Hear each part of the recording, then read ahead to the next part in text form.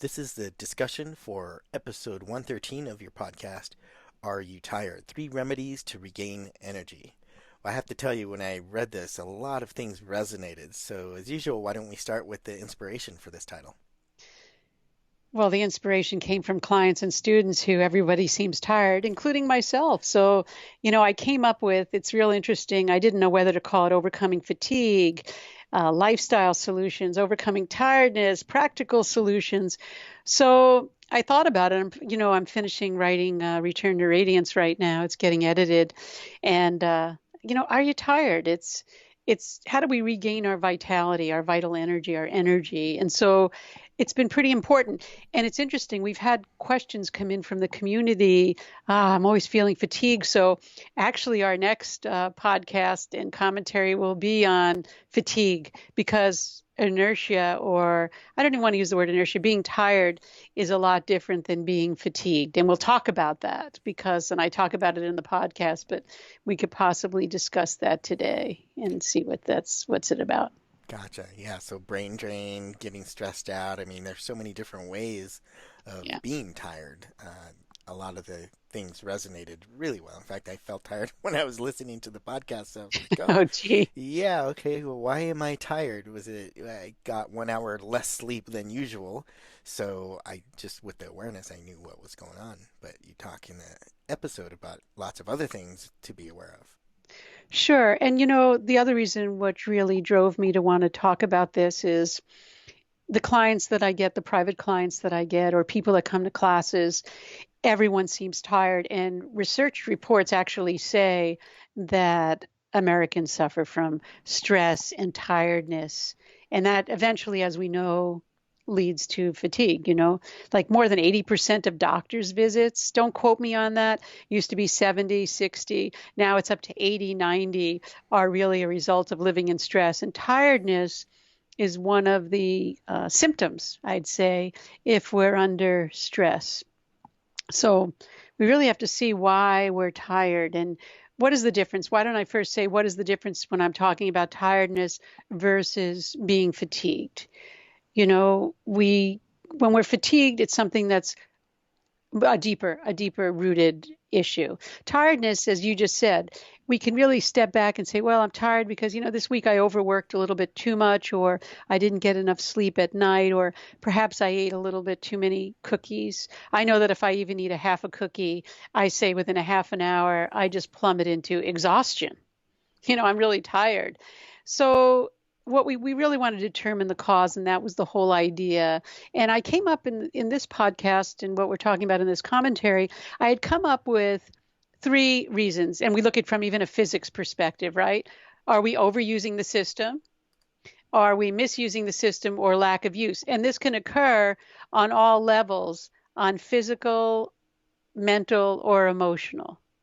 And when we look at that, we really want to see that, we're always talking about different levels of what we're talking about, physical, mental, or emotional, and whether we are overuse, misuse, and lack of use. So before getting into the physical, mental, or emotional, because I'll tie that in when we talk today, what are some of the ways we can deal with that? Let's talk about really, are we overusing our energy? And what do I mean by that? Like you and I, we talk about, if you're sitting up and you're working at your computer 12, 14 hours a day, 16 hours a day, or whatever, perhaps that might be a little bit overuse, because we're working 24/7 rather than allowing that time to rest and replenish, because we all know that when we step back and we learn to relax or rest, the body then can pick its juices back up. Its water balance comes back up because we're not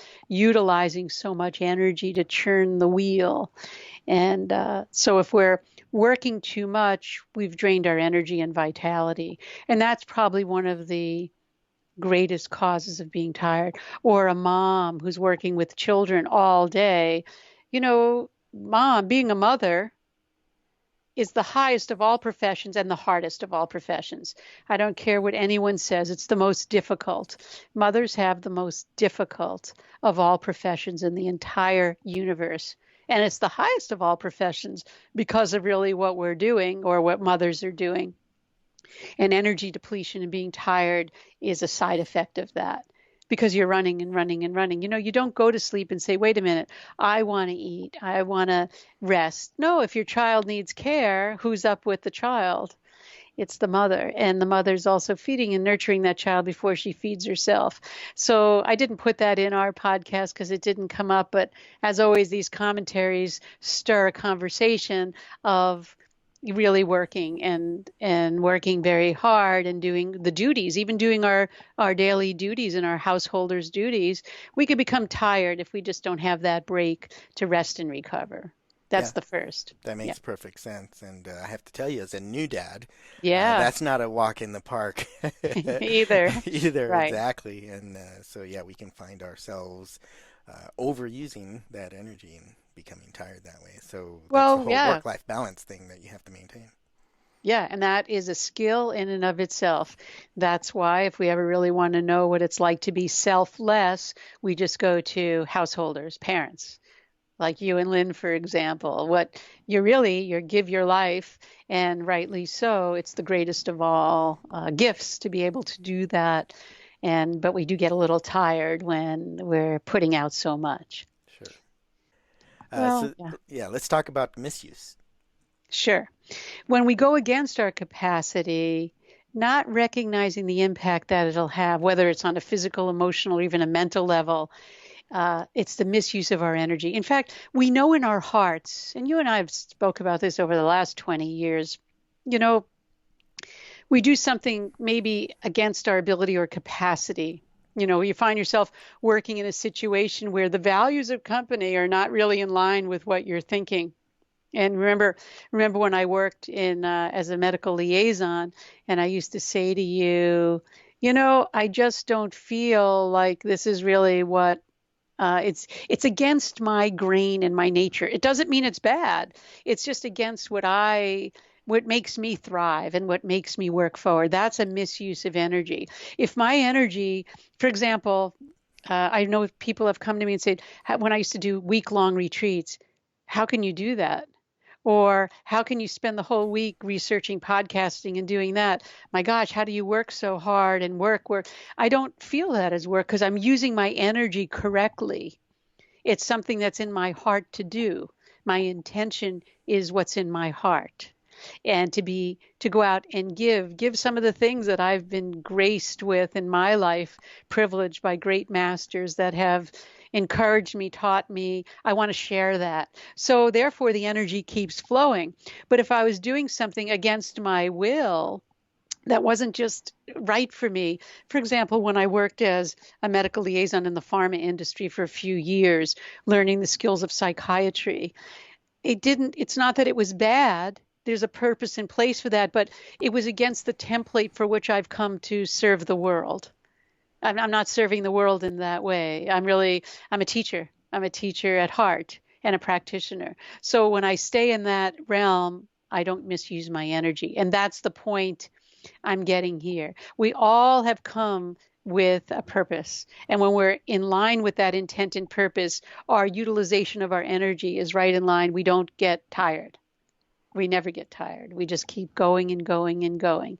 And I can do that when it comes to teaching and podcasting. If it's something that I really clearly don't want to do, because it's against my template, not because my mind is saying, oh, you don't want to do it. It just doesn't feel right. There's a lot of things that I do that are not exactly, they're more menial tasks, for example. But if it's in the same direction of where my mind is and where my heart is, I should say, then there's no problem. So that's misuse. I'm passionate and I love technology, so I've always loved my work. And I think I learned early on to, for work, do what you love, and then it never feels like work. And so I've Right. been lucky in that way that, I've not been misusing my energy by doing work that I dislike. Every now and then something would come up, I'm like, I really don't want to help you sell those widgets that are killing the planet or that kind of thing. So, Right, and that's a really big factor right now. yeah, That's what's so amazing. It's a very, very big. And the new generations that are coming in are saying, hey, wait a minute, let's not destroy the planet. And we're grateful that they're here and they're open-minded and they have extreme good integrity of paying attention to those types of things. So I see everything turning for the better right now. And we're in that time. 2020 is the time where things are going to be moving in the direction of humanity coming to the rescue, not prophets, false prophets, PROFITS. And everyone's awake now, and the awakening is happening, and we're in it right now. And I'm very excited. So we're all going to be using our energy correctly. Let's move on to lack of use. Lack of use is the old saying, and you've heard me say it before. You use it or you lose it. How many of us, we have everyone, I don't know how many people always say to me, oh, I would just love to write a book, or I wanted to write a book, or I have a book, or I'm using that because I'm just working on a book now. But you have to just do it. You have to put it in. We've talked about this before. Put it into action. You know, sitting down, we've all experienced this.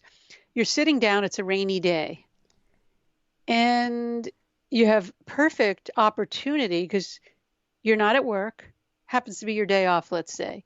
Perfect opportunity to do something. Well, if you don't get up and put that inertia into motion, that getting moving, you're going to become exhausted because drowsiness is very, very subtle. And in fact, in that Vishoka meditation book that I've been talking about, drowsiness, if we work in our gut area and we really put our focus there and learn some of the techniques and the skills to activate our fire principle, our drowsiness tends to go away. And it applies to the body, it applies to the emotional level, it applies to everything. We're shutting down and removing ourselves from engaging in our duties. Let's even talk about our duties, not even the world, our daily duties that we must do as human beings, as householders, as employees. When we don't do them, we become very tired. It's always harder to get the ball in motion rather than once you're in motion, keeping that motion down. And if we even go to a more simple level to explain it, research shows that exercise keeps us vital and well. Research also shows in the brain, if we give the brain new tasks, it causes new pathways. In children, probably more. Don't quote me on this, but in children, probably more than others. And you've heard me say in the last podcast, dogs, right? When we talk about dogs, Yes. I was looking for acquiring another companion for the family. And when I go to a kennel and I see dogs locked up, they're not going to have the same opportunity as dogs that have had the exposure. And that tells you about what happens in the brain. And I believe it's between 8 and 16 weeks in a canine. If they're not exposed to worldly socialization, they have that impediment their whole life. There's more of a fear related, there's more of a skittishness, shyness. All of that relates to lack of use. That's my point. Gotcha. So the takeaway. I'm not saying don't rescue an animal because I've been looking into rescue. I'm just saying we have to be aware of that. And the takeaway is, you could say it. What is that takeaway? Well, keep moving. Keep moving because we're in the motion of moving. You could even be still while you're moving, Sure. having a still mind. So we have to look at that overuse, misuse, and no use as the key here to bring ourselves into a lifestyle of balance. So, I said when we're talking about tiredness, we have to remove the cause. And we've just completed that, what I'm saying, with lack of use, misuse, or what was the first that we said? Overuse. Overuse. So once we root up that cause, then we could move on to what I was famously known for in my own fame in resilience training. How do we restore our function? Right. So if you That's the find key yourself here. tired, root out Yeah. the cause. Yeah. And Figure out what's going then on. there's two focuses in life, which we need whenever we want to cure something. We have to root up the cause. Why are we here? Why are we there? And then restore our function. And restoring function is the skill that's needed. And that's where you need the precision, as I've always said, the precision, the knowledge, and the systematic way in which you can restore the function that you need. And You that know, leads us to one of my favorite things, which is the Agni. If you don't have Agni, that fire, as you know, we talk about Agni and fire all the time. Some people are a little bit skittish when they hear the term fire, but, I relate it to digestion, as you've taught me. And so it's not scary. we could look at fire from a digestive, a physical perspective, a mental digestion, Right. which is how do you put your will into action? So I have an idea what I want to do. How do you become action oriented? How do you digest the experience and become active? And then we have the spiritual Agni, which is our spirituality and spiritual, meaning that stepping into our light of who we are. And so we call whenever our fire is not burning efficiently, we get toxins and impurities. And in Sanskrit, they call that ama. And it's the ama that causes us to be tired. And let's start just basics. Let's not get too complex. I'm a very simple person. Improperly digested food, whether we're talking about food for the body or an experience that might have happened, let's say at work. How many of us are carrying the insult that might have happened to our ego? Wow, they said this, or they didn't acknowledge how great I was in my work that I did. We carry that around, and that happens every day, right? Sure. Yeah. And so, Disturbances. yeah, and so what that does is that causes that undigested material that causes us to be very, very tired.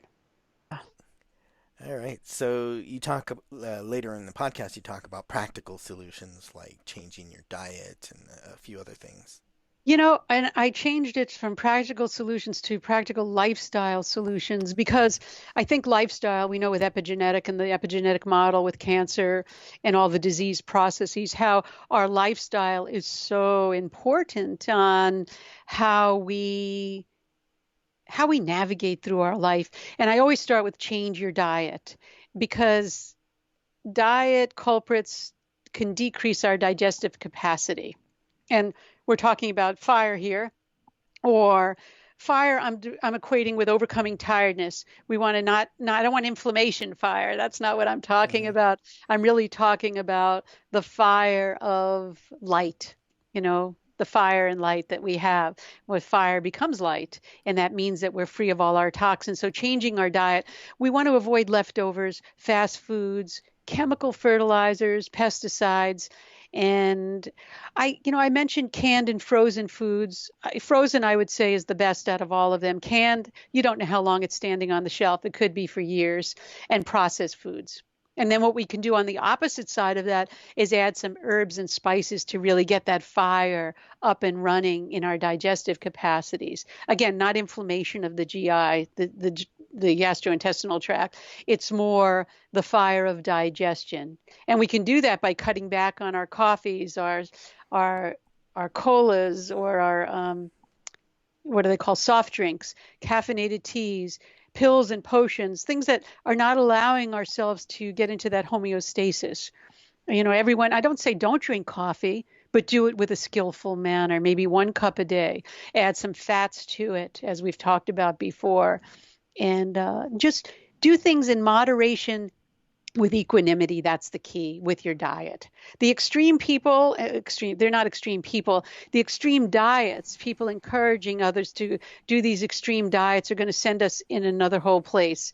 And you will see a problem down the road with fatigue or tired. Let's talk about tiredness. I'll talk about fatigue next time, but really what's happening with that. So I would say change your diet, and you can learn that by just keeping a diary. All my books, my courses, anything that I've created, I always have people suggest that people keep a diary because you're your own laboratory. You're your own person who can see just by based on what your diet is. One of the things you mentioned was avoiding leftovers. So all the other things, yeah, avoiding pesticides and herbicides and all that. I was already doing all of those, but it did come to mind when you mentioned leftovers. So what? How long is A is it? leftover, a Yeah, leftover. exactly. Is it a couple Okay, let's hours, a talk that. day? I'm glad you brought up that point. In fact, it's a real great point, and I'm Well, glad you didn't let that because I slip cook in by. batches myself, Yeah, yeah. especially for So family. let's talk about that. When I talk about leftovers, I'm talking about usually the animal proteins, the meats. Okay. When we have meats and animal proteins, they tend to degrade very rapidly. If we're talking about legumes and rice dishes, for example, they're the ones that you can do 1 to 2 days after.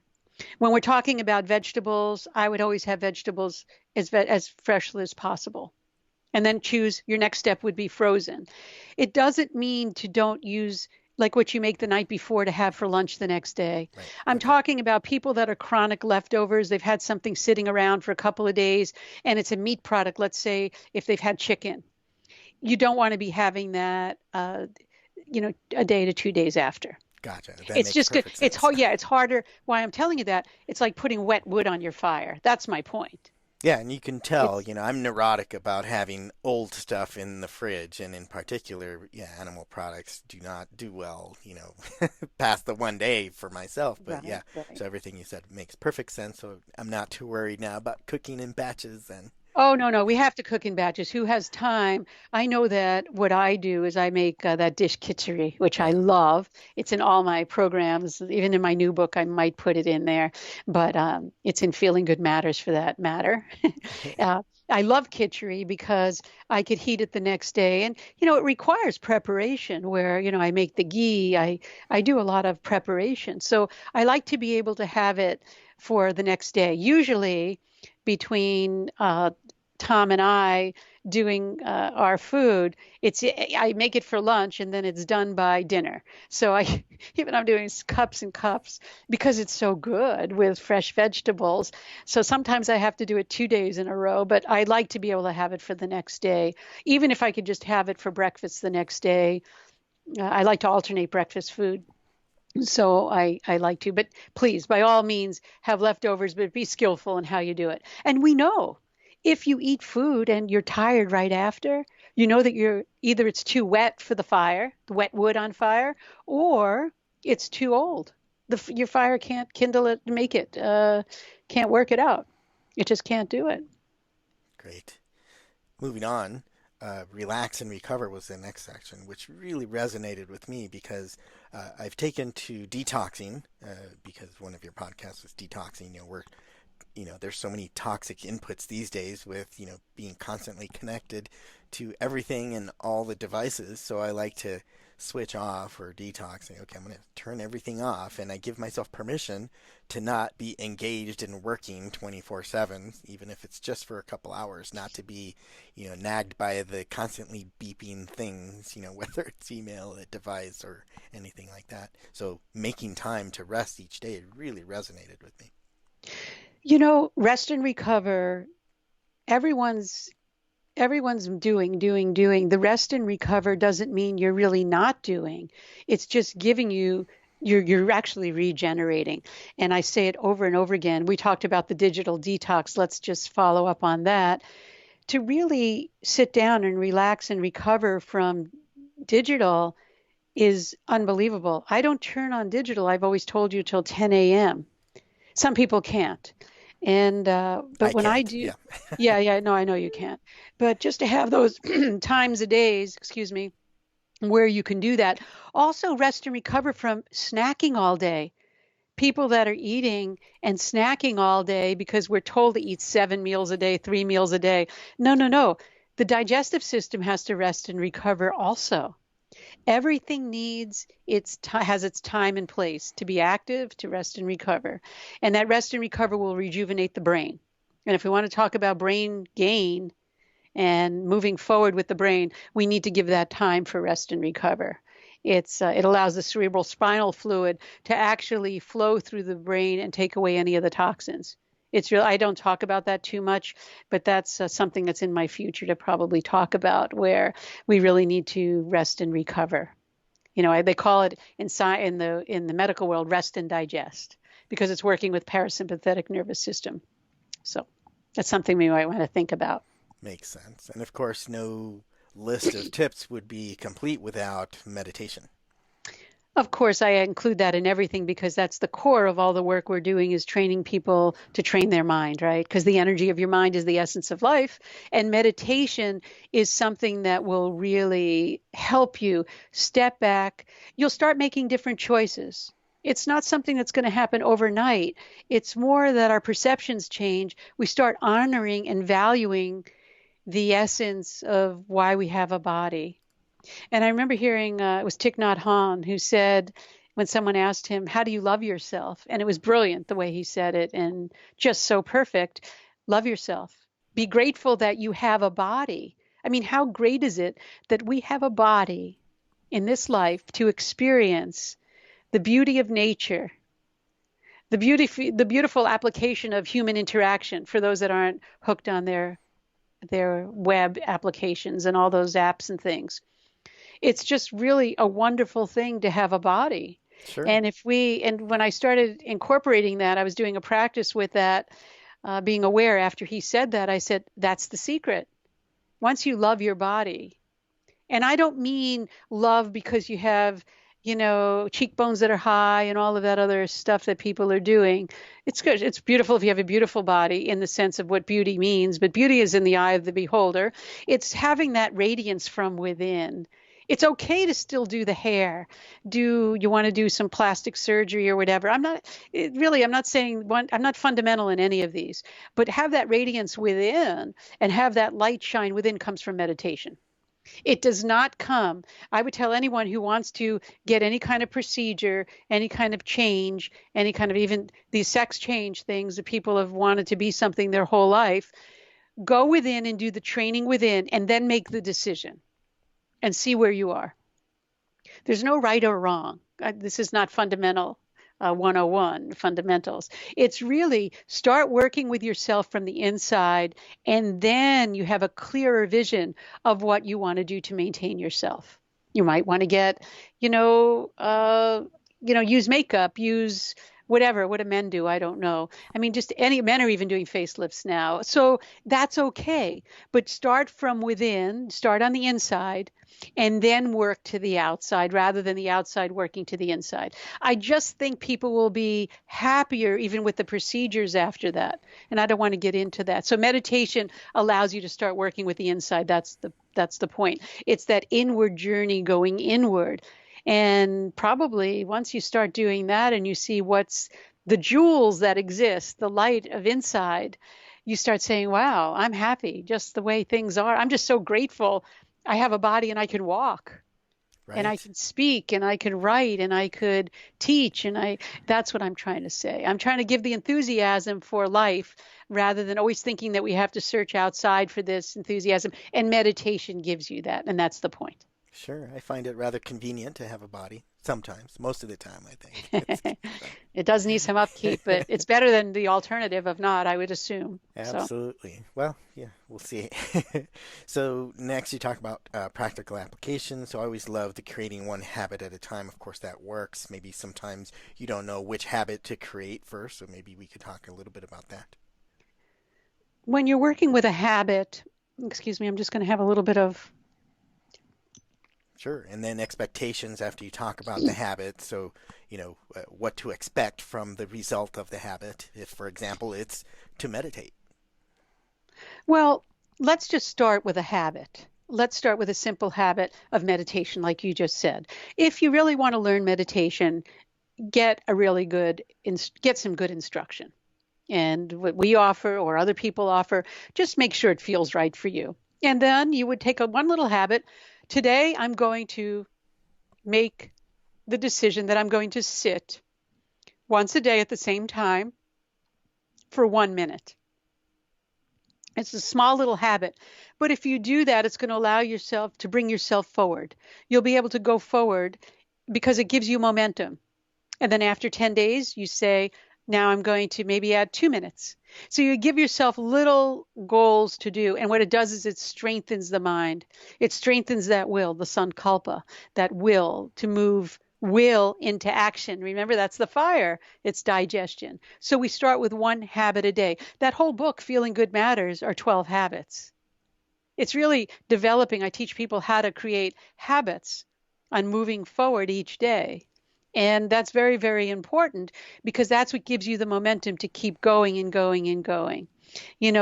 If we have, let's say we want to create a physical habit, maybe we want to add something to our digestive system. So each day I'm going to eat such and such in a bowl of food, not 2 bowls of food. A habit's a very easy thing to create. It's very difficult to discard old habits because the grooves are very, very strong in the mind.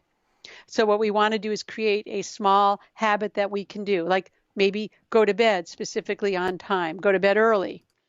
If you're somebody who gets irritated, if you have emotional tiredness, that means you get irritated and angry pretty much too much during the day, then you might want a more systematic routine of your meal times, for example. If your tiredness, as I said, is physical from running around all day, you might want to add some food to your diet. But don't expect to have it happen overnight. If you're mentally tired I would be more mentally tired because I'm creating and writing all day, and sometimes I overdo it, and I have to avoid mental work right before I go to bed, for example. That's a habit now. Turn the computer off and saying, no, I'm not going to be doing yet another podcast. I told you I did 5 over the last couple of days, and you said, wow, because I was in that creative mode, but it did start to wear, so I had to cut it short and say, that's it, no more. Sure. And So a and that's habit yeah, for overuse then would be to yeah, create a new habit to turn it off yes. for And even my a new short habit time. is, yeah, it's as simple as, you know what, 7:30 at night or 7, I'm going to go sit, do another practice, and I'm done with work for the day. That kind of mental work, that's what I'm talking Gotcha. about. There's still other things to do around the house, of course, but the mental work gets turned off. And you and I have been friends for so long, over 20 years. That's a difficult task. Right. Turning off the mental, the study, the just turning that off and just allowing myself to stop. Well, When any I had, any habit that's deeply ingrained like that, as you said, the deeper the yeah, groove, the harder it's going to be to shift the focus to I, another new habit. So maybe you could talk about the misuse. I'm not that familiar with because I love my work, so I've never had the habit of me too. misusing Yeah. my energy. So maybe we could provide a tip for the community about what kind of new habit can you create when you're misusing your energy all the time. With misuse, and some people may be doing something because they have to pay their mortgage or pay their rent, etc. So find something that really fills your heart, something that you really love to do, and give yourself time to do that, either daily or every week. Like sharing knowledge. Sharing knowledge, perfectly said. That's a good point. So if you feel, yeah, sharing knowledge, most people don't click the share buttons and things. I've looked at some of the research, and I'm practicing that for myself now, sharing things that other people are contributing because I have a tendency not to do that. And it's really about uh, sharing, but it's also, if you want to do something for yourself, do some meditation for yourself. And if you're already doing it, then share that practice with, because there's many people out there that need the sharing of the practices of what it's to do. Yeah, But being in the tech industry, I know from looking at stats and data science that yeah, a lot of people don't share, and that's because many people overshare. So there's a continuous stream, oh, is that information true? I didn't overload. know that. So I'll just provide a tip: if you're going to share, make it meaningful. Don't just share everything you see because it looks Yeah. interesting. You have to have some authentic link to it. If you really genuinely and authentically want to share the information, pick the people that you want to share it with and provide a little individualized note. Hey, I thought of you when I heard this Yes. podcast, and I think it would be a great listen for you. That kind of thing is has more intention behind it. Rather than just clicking on share, share, share, share. Yeah, it gets, again, that's an overuse of a skill or something that could be very, very useful. Again, we're right now in a culture of two extremes: overuse and totally no use because everyone's exhausted. And so and misuse is probably in there also. That's why I brought all of these things up. And that's why we need to regain our vitality or regain our energy with, because we're tired.